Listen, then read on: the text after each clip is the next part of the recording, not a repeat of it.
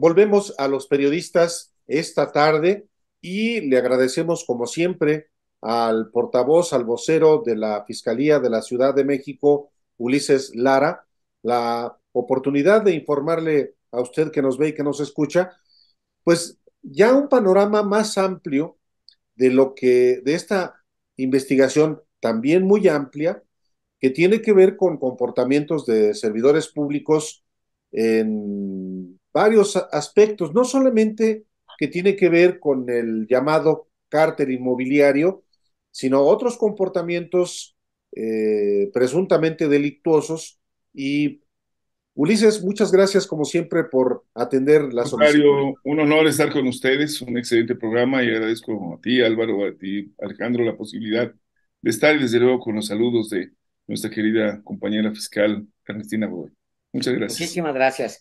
Pues yo creo que sí valdría la pena, Ulises, para dar una perspectiva del tamaño de la investigación, empezar desde el detonante. ¿Qué es lo que les dice a ustedes? Aunque en la prensa hay publicado, hay declaraciones de años sobre el cártel inmobiliario y específicamente sobre la Benito Juárez y específicamente sobre los funcionarios que han sido alcaldes o delegados de esa demarcación. Valdría la pena tomarlo desde el momento de aquella explosión que pareciera que fue la que abre absolutamente todo en la investigación, si es posible, Ulises. Muchísimas Sí, gracias. sí, con todo gusto y muchas gracias. En efecto, tuvimos un percance muy llamativo porque rompió los cristales de una fachada muy importante en un edificio en la Colonia del Valle, en la Avenida Coyoacán, y que en la colonia Acacias, y que fue para muchos pues un momento importante porque era un edificio reciente, porque se pensaba que había un daño estructural mayor, en fin, digamos, se prendieron las alarmas de quién había construido, cómo había construido, qué es lo que había ocurrido, y se hicieron las investigaciones por parte de la Fiscalía para deslindar responsabilidades, para darle intervención a nuestros compañeros peritos y poder entonces imaginar cómo sucedió el hecho, digamos, reconstruirlo en la medida de lo posible y darnos una noción mucho más clara del alcance también de nuestra intervención. Y tuvimos la circunstancia que cuando se empezó a investigar, pues no había un daño, no había ninguna situación afortunadamente que pusiera en riesgo al edificio en su conjunto.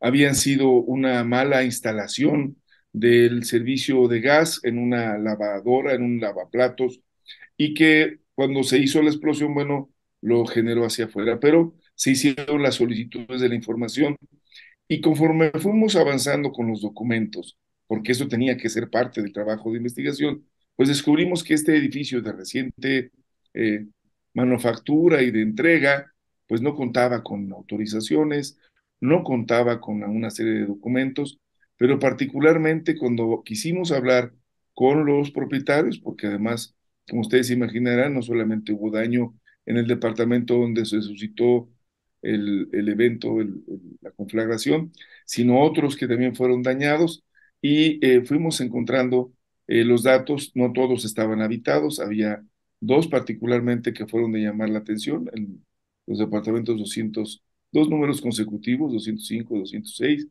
que pertenecían a un ex servidor público que, vale la pena decirlo, había sido ya sancionado por la propia Contraloría Interna, por el órgano interno de control, que estaba ya asociado en otros momentos a situaciones que también habían sido pues ampliamente señaladas, como los sismos de 2017, pero también, como ustedes lo comentan en rumores, como el operador en buena medida de una serie de prácticas, como serían otorgar permisos, generar los acuerdos, darles facilidades, por llamarlo de una manera. Así que esto fue el punto de, mira, no solamente lo suponíamos, aquí está, tenemos un primer hallazgo importante. El segundo es que cuando nos vamos a la búsqueda en el registro público de la propiedad y del comercio, empiezan a aparecer no solamente bienes asociados al nombre de esta persona, Niciacene, para dejarlo en claro, que era el director general de obras y que lo había sido en otro momento, sino con otros, particularmente con otro que había sido director jurídico.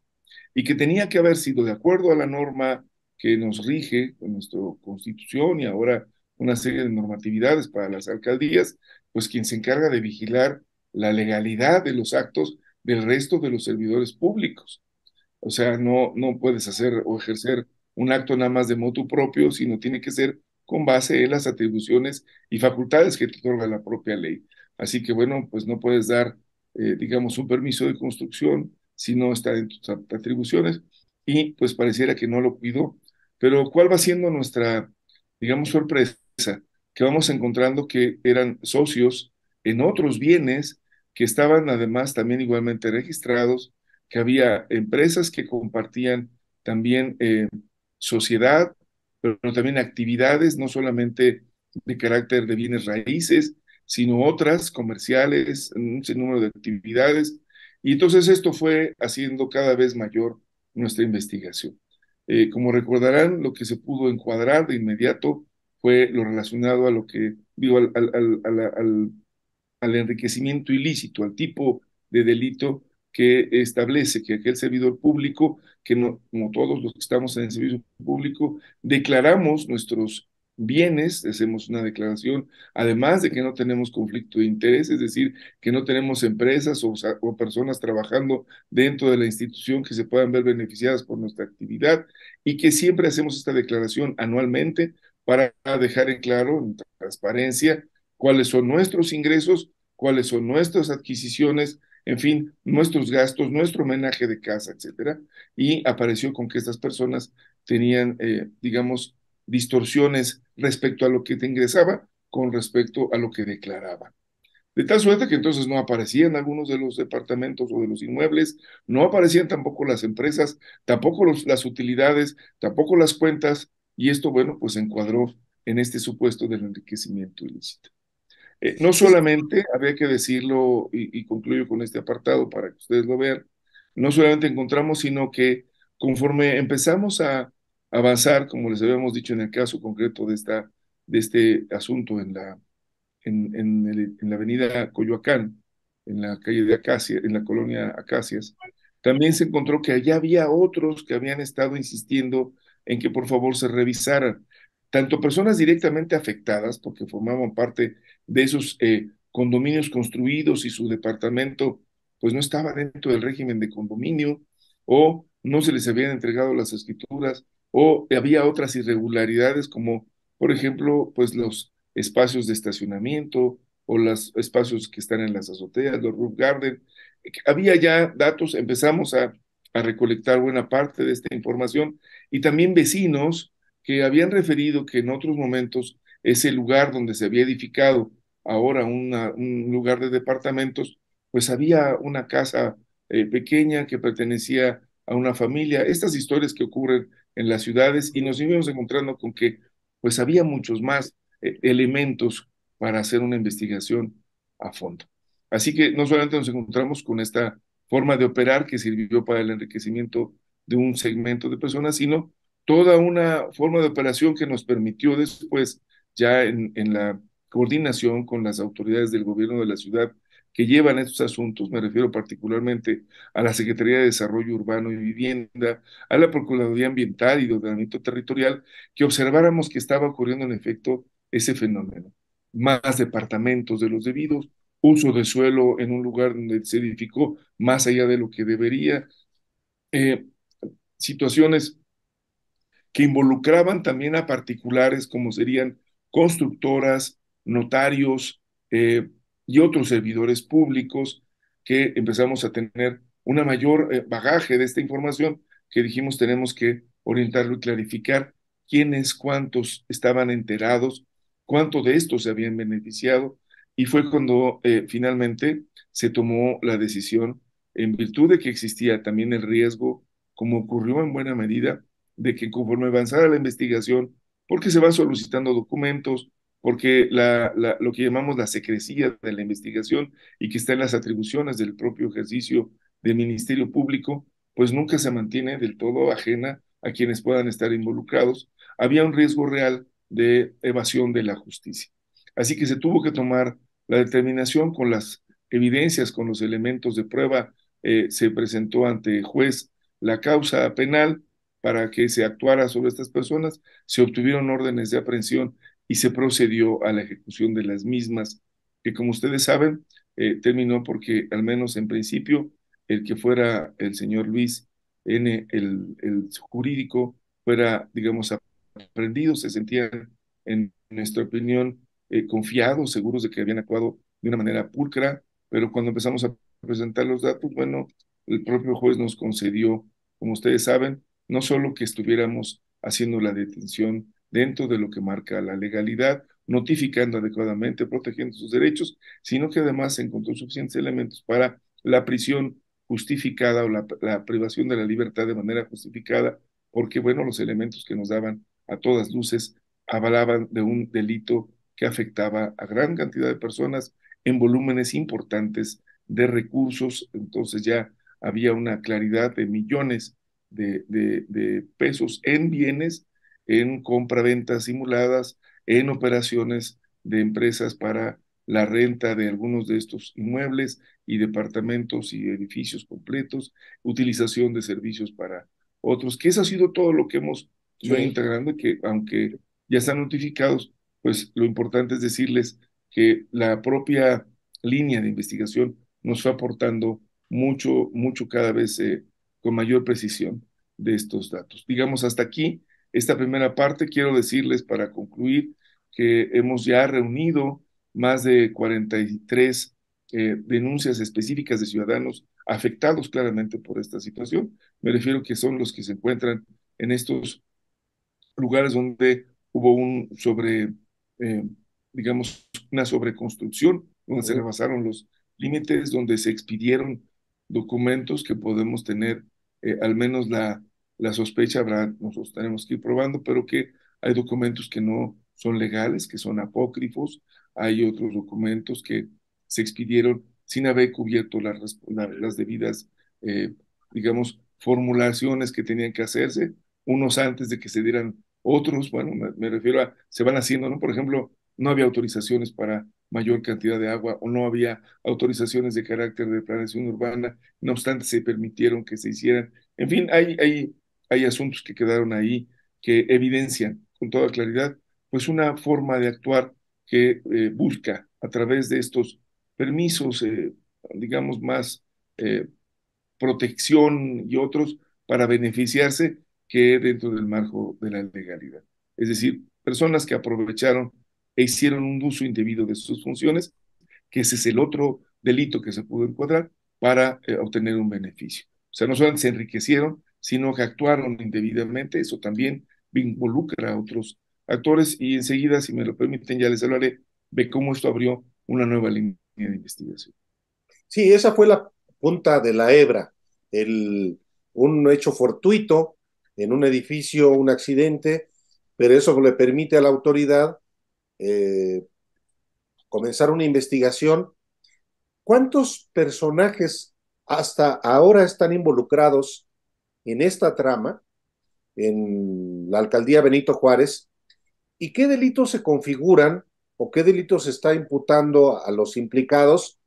Porque no he escuchado si también hay una imputación de delincuencia organizada, si se puede tipificar también así.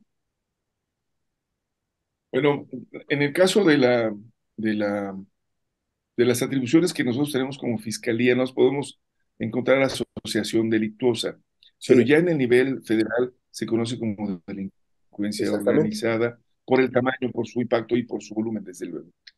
A nosotros ahora nos ha tocado, y sería, digamos, la parte consecuente, que lo que sí se puede identificar es que hay una asociación delictuosa. Es decir, hay personas que se asociaron con toda la intención de cometer un delito, sabiendo, por supuesto, que estaban actuando de forma ilegal. Y me refiero específicamente a esta nueva línea que se nos abrió y que recientemente, resultado uno de la colaboración, como en algún momento yo lo platiqué también con ustedes en este programa, de una de las personas que está ya imputada y que nos, eh, digamos, en la búsqueda de beneficios de ley que también ustedes existen y que pudieras formar parte de un abreviado, de un juicio abreviado, Bueno, sí. pues ha vertido información que nos resultó para nosotros muy útil, toda vez que encontramos cómo utilizaron documentos, digo, recursos públicos para asignar a empresas que no estaban de manera formal operando, sino que eran empresas fachada para finalmente hacer uso de ese recurso. Todavía tendremos que demostrarlo, pero es Los evidente que 207 millones, ¿verdad? los 107 millones, porque fue una ampliación presupuestal, Álvaro, resultado de los sismos de 2017, que se dio como un ingreso extraordinario, y entonces estas personas, conociendo que el dinero tenía un fin, que tenía que ser utilizado para estos trabajos, como en su momento fueron los de retirar escombros, hacer reparaciones y mantenimiento, crearon empresas o utilizaron empresas que habían sido creadas para esta, digamos, simulación de la operación y se quedaron con ese recurso.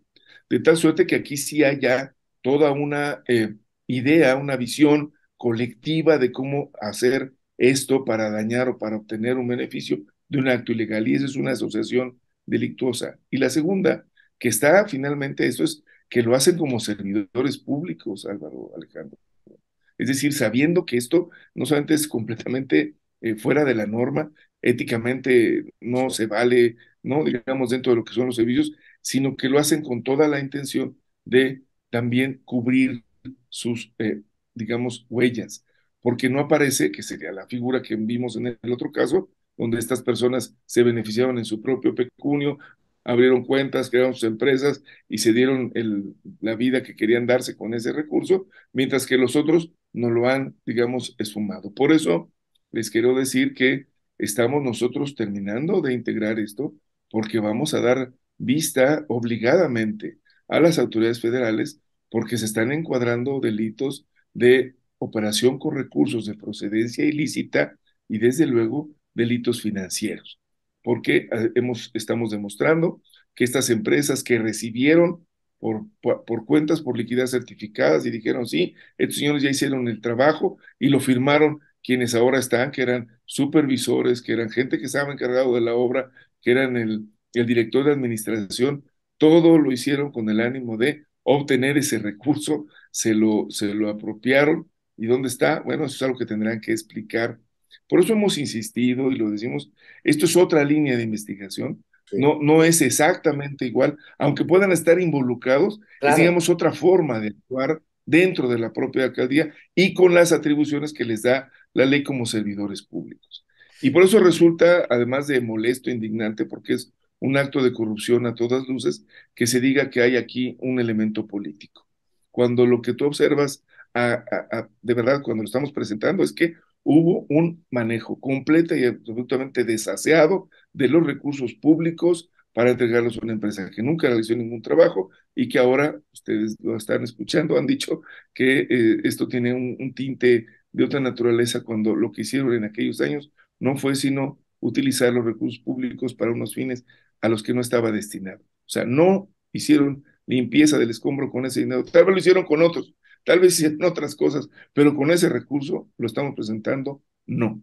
Y por correcto. ello es muy importante distinguirlo. Estamos observando dos conductas con toda la forma de aprovechamiento de la responsabilidad que se tiene en la administración pública, que está completamente tergiversada y que para el efecto se le llama corrupción porque deja de cumplir con la misma. Lo que se corrompe es lo que deja de ser original, lo que dejó de ser su función para la cual fue creada. Y eso es lo que estamos viendo y por eso es un trabajo anticorrupción importante con dos líneas que, digamos, convergen, pero que son distintas en su forma de actuar y desde luego en los beneficios y los recursos que obtuvieron. Nosotros, les puedo decir, estos últimos son líquidos, llegaron a cuentas, habrá que hacer ya toda la investigación, pero eso, se los digo, le tocará a nuestros, digamos, colegas de la Unidad de Inteligencia Financiera, le tocará a nuestros compañeros tal vez de la Fiscalía General de la República del área correspondiente. Nosotros tenemos que integrarlo, lo vamos a presentar con todo lo que estamos recabando de información y bueno, sigue apareciendo. Me preguntabas, Álvaro, y termino muy rápido, ¿cuántas personas? Y yo te quiero decir que hemos digamos, involucrado ya más o menos una docena, pero acuérdate que algunas son servidores públicos, que es Sí, donde hemos centrado nuestra trabajo, porque las otras son personas que estaban, digamos, como socios o socias, ¿no? Porque hay mujeres involucradas. También existen personas que estuvieron haciendo, digamos, de su esfuerzo coadyuvando a que funcionaran. Y entonces hay particulares, como lo he dicho, y hay otras personas que serán y están siendo motivos de investigación. correcto. El número en sentido estricto no sería tanto, pero lo que sí te puedo decir es que también a muchos los usaron. Tal y como hemos recabado la información, hubo personas que las metieron a las empresas, firmaron como socios, han sido convocados a comparecer para conocer de su situación y muchos de ellos eran personas que no estaban ni siquiera enteradas, que hubieran utilizado sus nombres, Carajo. sus datos para meterlos. Habían sido trabajadores eventuales, gente de escasos recursos que vive en las zonas pobres de la ciudad y que fueron, pues digamos, manipulados, que fueron indebidamente usados para otros fines. Así que también vean la visión ética que está detrás de esto, ¿no? O sea, una visión muy, muy utilitaria, terrible. Claro. Por el debido proceso, la fiscalía no puede hablar de los personajes con su nombre y su apellido, pero nosotros sí. El primero de ellos, de los que ha hablado Ulises sin referirse, por supuesto, de manera directa, es Luis Vizcaíno Carmona, quien fue el director general jurídico y de gobierno. Fíjense nada más de qué año. En 2009, estamos hablando hace mucho, mucho tiempo, hasta el 2016 en las administraciones de Mario Palacios Acosta y Jorge Romero, y fue detenido el 30 de julio pasado, acusado de enriquecimiento a través de extorsiones e intercambios de favores. El segundo, y me gustaría dejarlos aquí porque pues vale la pena exhibir los nombres, porque fueron y son gente pública, Nicia René Aridgis Vázquez, quien fungió como director general de Obra y Desarrollo Urbano de la Alcaldía Benito Juárez de 2006 a 2018 y fue detenido el 19 de octubre pasado, casi por las mismas acusaciones. Y luego, el pasado 3 de diciembre, o sea, ya en este mismo mes, el gobierno de la ciudad informa que se estima que la corrupción inmobiliaria en la capital mexicana podría haber alcanzado niveles de defraudación de 7,142 millones de pesos. Y doy un último dato porque vale la pena dejar los nombres.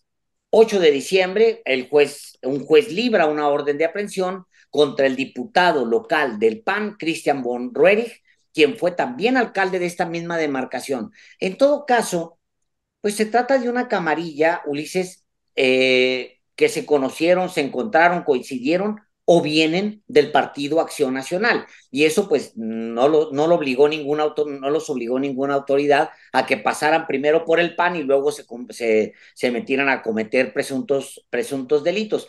Ahora, esto es muy difícil considerarlo como un asunto que se quedó en niveles de dirección y en algunos casos en alcaldías, cuando claramente hay personajes que son líderes políticos de ellos, de estos personajes que han sido señalados. Y pregunto específicamente por el caso de Jorge Romero y pregunto si no hay hacia arriba de Jorge Romero, quien es hoy diputado federal, algunos otros que estén involucrados en esto. Pues tú lo has referido correctamente, mi querido Alejandro. Nosotros tenemos un número importante de personas que están sujetas a investigación. En muchos de los casos, nosotros quisiéramos referirlos con toda puntualidad, pero yo preferiría, como lo hemos señalado una y otra vez, que esto quede en manos de los propios tiempos procesales.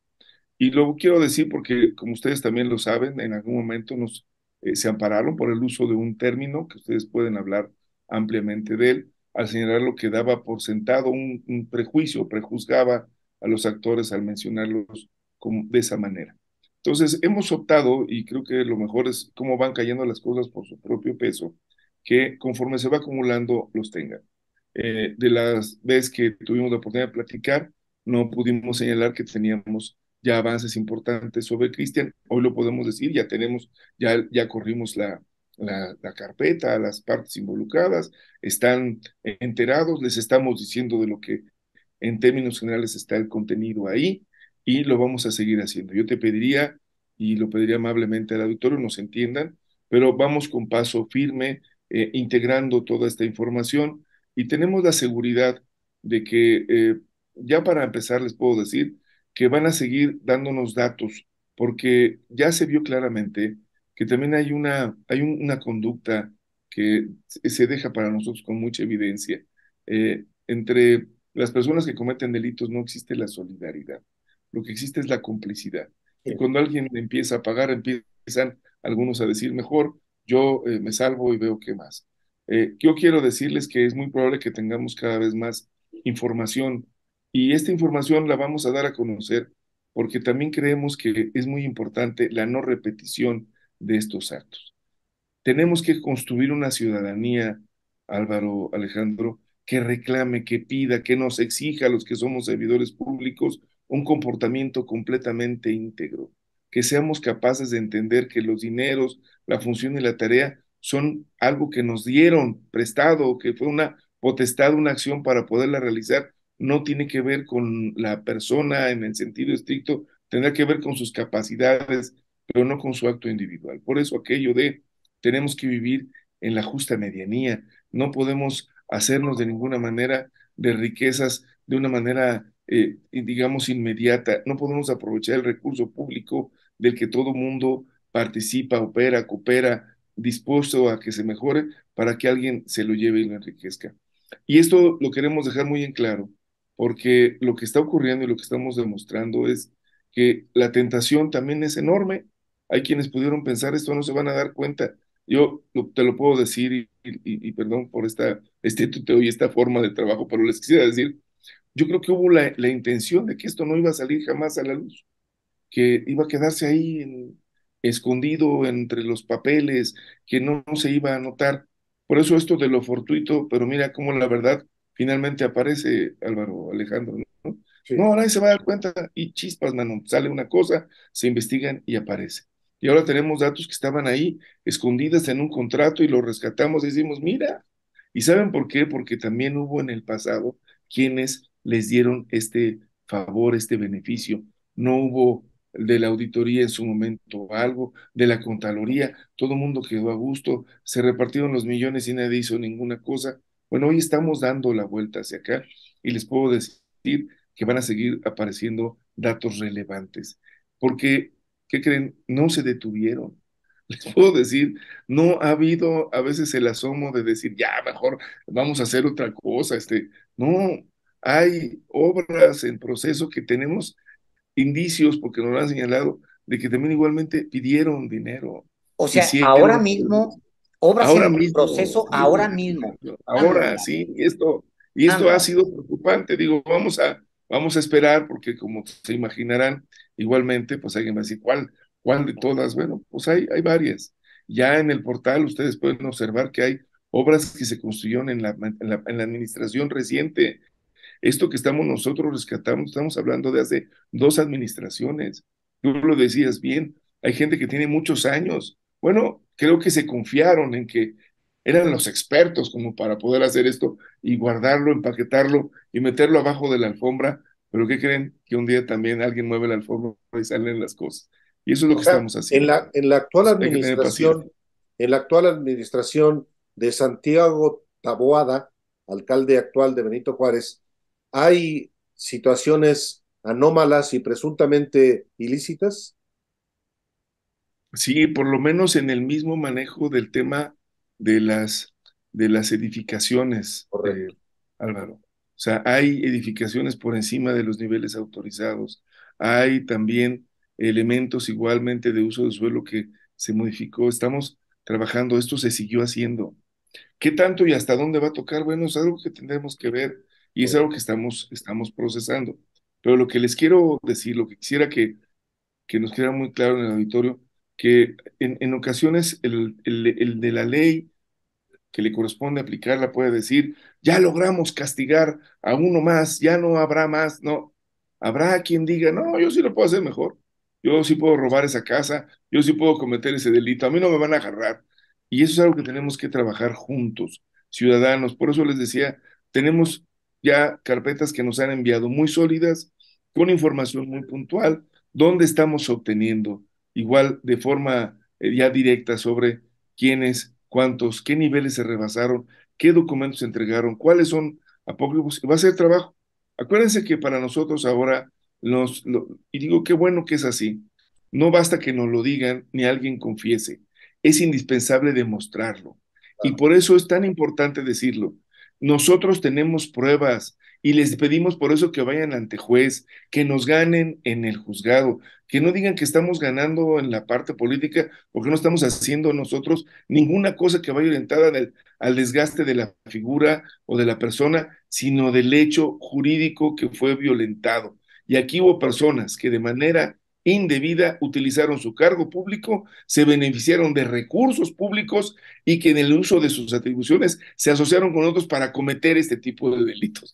Y eso es tan claro que está ahí, están las firmas, están los hechos, van a tener que demostrarlo. Y hay que evitar que esto siga ocurriendo hoy con los que estén, pero también los de mañana, Claro, porque la tentación pareciera es enorme. Habrá quien diga, no, hombre, sí, es que les falló, no le pusieron el ingrediente especial y yo sí lo hice. No, aquí hay que decirlo, hay que parar ya de fondo a cualquiera y del color que sea, lo podría decir, y de la intención que sea y del futuro, de que sigan utilizando el servicio público para beneficio personal o de grupo. Una última cosa de mi parte, siempre hay que transmitimos entrevistas contigo, Ulises, hay siempre planteamientos en el chat, siempre preguntan, yo tengo un caso, yo sé de otro caso, ¿a dónde se pueden comunicar? ¿En dónde pueden denunciar? ¿A dónde pueden acudir? ¿Por dónde empieza un ciudadano de la Benito Juárez o de cualquier otro lado que sienta que ha sido víctima de extorsión, de engaño, de parte de este clan o de cualquier otro clan? Muchas gracias. Sí, claro que sí. Mira, nosotros tenemos agencias territoriales. Si la persona nos han dicho, oiga, ¿por qué ha ocurrido más en Benito Juárez? Pues mira, les podemos decir que hasta ahora es donde, por el plusvalor adquirido de los bienes, por la ubicación, porque resultó más propicio el negocio para algunos, lo que ustedes gusten, es donde tenemos el mayor número de ubicaciones. Pero nos han estado ya hablando de Coyoacán, de Miguel Hidalgo, de Álvaro Obregón, pero creo que es muy importante acercarse a las coordinaciones territoriales. Si no tiene toda la información, pero tiene deseo de todas maneras de expresar lo que ha pasado, porque junto a mi casa levantaron un edificio y la persona que yo conocía, pues le dieron 2 pesos y hay historias que hemos escuchado, bueno, las Tremendo. podemos construir. Solamente lo único que les pedimos es que nos tengan paciencia, porque el trabajo hay que hacerlo bien, meticuloso. Quisiera que también, no lo digo en un afán de autoprotección ni mucho menos, sino decirles que de verdad queremos que las cosas sean tan sólidas que no haya lugar a dudas y que no haya alguien diga, me acusaste falsamente.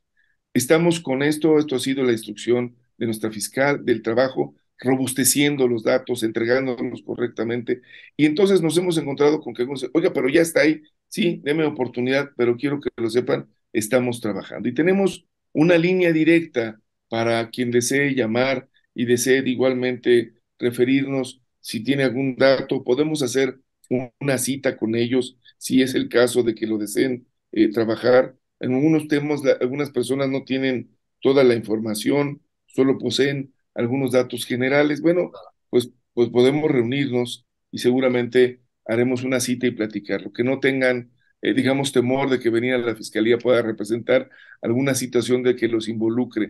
Hubo un pasado que ustedes y yo conocimos en donde la autoridad de verdad, si te citaba, siempre sospechabas de que algo malo podía pasar. Hoy quisiera que tuviéramos una confianza, no de veras, decir, ya me hablaron los de la Procu, ay mamacita, pues Ya qué hice, valió. ya valió. Entonces ahorita creo que hay que pensarlo más bien en otro plano y si me permiten, esta línea es bueno, una línea que nos ha ayudado mucho. Por cierto, tuvimos la ventaja de que aquí también nos presentaron muchas denuncias sobre lo que ustedes conocieron como el fraude cibernético, estas personas que prestaban dinero vía telefónica con una Claro. aplicación. Y bueno, pues ha sido también motivo para una posible investigación mucho mayor de fondo. Así que seguimos trabajando en otras áreas. Les doy el número, ojalá y sí, por Por puedan favor. favor. escuchar. La nota es 55 53 45 50 00. 55 o 53 45 50 00. Aquí están compañeros asesores jurídicos, algunos compañeros que son además MP que nos están ayudando en esta función, que pueden orientar y pueden trabajar. Están desde luego las agencias y por supuesto nuestro propio edificio, si desean, igual aquí nosotros con la coordinación de asesores, con la Secretaría Particular, en el quinto piso del búnker, pueden ser, bueno, del edificio llamado el búnker, pero bueno, este edificio que está aquí, ustedes lo conocen, en la Sí, esquina del Pueblo de la Loza y ahora Digna Ochoa, número 56, pueden encontrarnos quinto piso y atenderlos. Y que de muchísimas, verdad, mira, algo nada más para terminar, que también las personas sepan, y esto ha sido algo que nos han preguntado, si deben o no denunciar si ellos no tuvieron nada que ver. Y yo les he dicho que es probable que ellos no, pero puedan ser víctimas de fraude. sí, Pueden ser personas que les vendieron algo que no podrían venderles, ellos están pagando y lo que están poniendo en riesgo es su patrimonio. ¿Existe manera de que se pueda regularizar? Ha sido la decisión, y yo lo he escuchado de parte de la jefa de gobierno y de la propia secretaría, encontrar los mecanismos para que estas personas que actuaron de buena fe puedan tener la posibilidad de encontrar un camino que les permita no perder su patrimonio. Pero sí necesitamos de la denuncia, porque de otra forma es imposible que puedan tener algún tipo de beneficio y no nos gustaría que alguien dijera, oiga, ahora van a decir que van a revisar, van a derribar mi edificio o los pisos que quedaron y yo vivo ahí, pues ayúdenos, preséntese. No, no vamos a hacer esa barbaridad, por supuesto, pero sí creemos que es muy importante que sepan que es un posible riesgo, porque va a pasar a manos de la ciudad cuando esta gente decida reparar el daño, si es que así lo hace, y lleguemos a un arreglo, pues tendrán que entregar esos bienes, porque a quien dañaron fue la ciudad y tendremos que tomar determinaciones al respecto. muchísimas gracias, Ulises Lara, portavoz de la Fiscalía de la Ciudad de México. Y como siempre, esta es su casa, los periodistas. Muchísimas gracias, excelentes fiestas, muy buenas tardes. Un abrazo para Igualmente, muchísimas Gracias. gracias. Buenas tardes.